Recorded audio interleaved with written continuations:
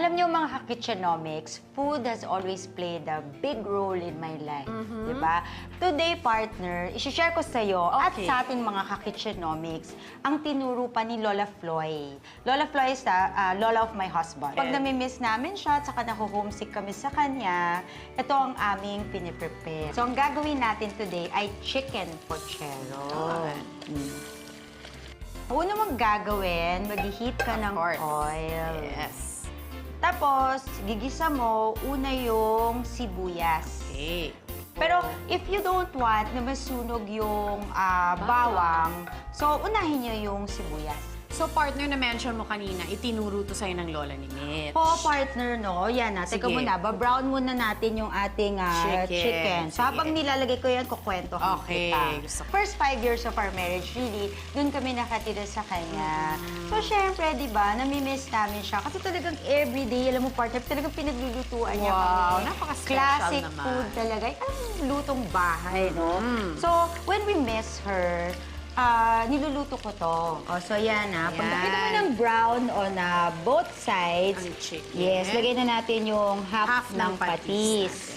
Yan. Oo. Ang gusto natin, syempre, di ba, partner, lahat ng flavor bumalik doon sa ating manok. Yes. So, ipapa-evaporate natin yung half ng patis. Okay. And then ngayon, pero sandali lang Sandali yun lang yun. Pag nag-dry na Oo. siya, You add the other half. Yun. Yan. Do not forget. Of yan. course. Add mo na ang ating Del Monte Original Style Tomato Sauce. ang Del Monte Original Style Tomato Sauce, ang gold standard sa lahat ng tomato sauces. This will make our chicken pochero thicker at mas malinamnam. Nakakatawa nga yung Loli Mitch, no? Pag hindi yan ang ginamit, talagang, Hindi. hindi, kailangan talaga Kailangan Del Del Monte. Monte. As in, ganon. Okay. Pwede magagalit siya. Oo, as in. Ayan. So now we can add the water.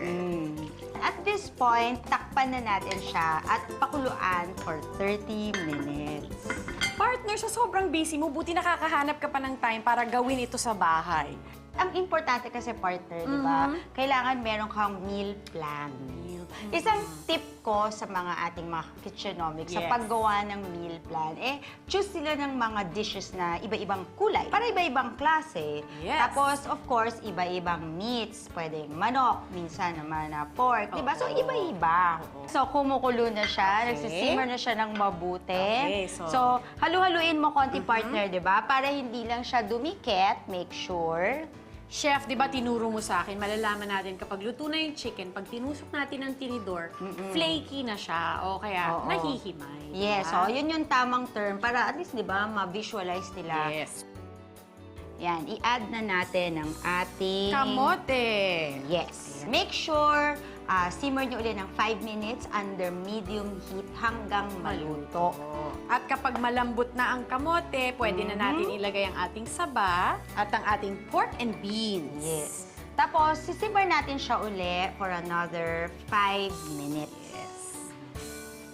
Yan. So, after 5 minutes, partner, ito naman, Okay. ating green beans. Yun. Tsaka yung ating stalks ng pechay. Ayan, mukhang malambot na siya. Yan. So, and then, pwede na natin ilagay yung mga dahon naman ng pechay. Ayan na yung huli. Yes, patayin ang apoy. Yun, yung residual heat niya, yun na ang magluluto ng ating lead. Yun, there you have it, our chicken pochero. Okay, tikman na natin, partner. Ang tamis, masarap. Tsaka tender yung chicken, pati yung vegetables. At syempre, rich at thick yung sabaw. Ang sarap. Naku, kahit ako magmamadali ako pauwi para lang dito sa chicken pochero. Lalo na after a long day of taping or shooting. Napakasarap. Kaya mga ka-Kitchenomics, for more cooking ideas, recipes, tips, and tricks para mas gumaling sa kusina, just keep on watching our show every Sunday or log on to our website. Happy cooking! Del Monte Kitchenomics.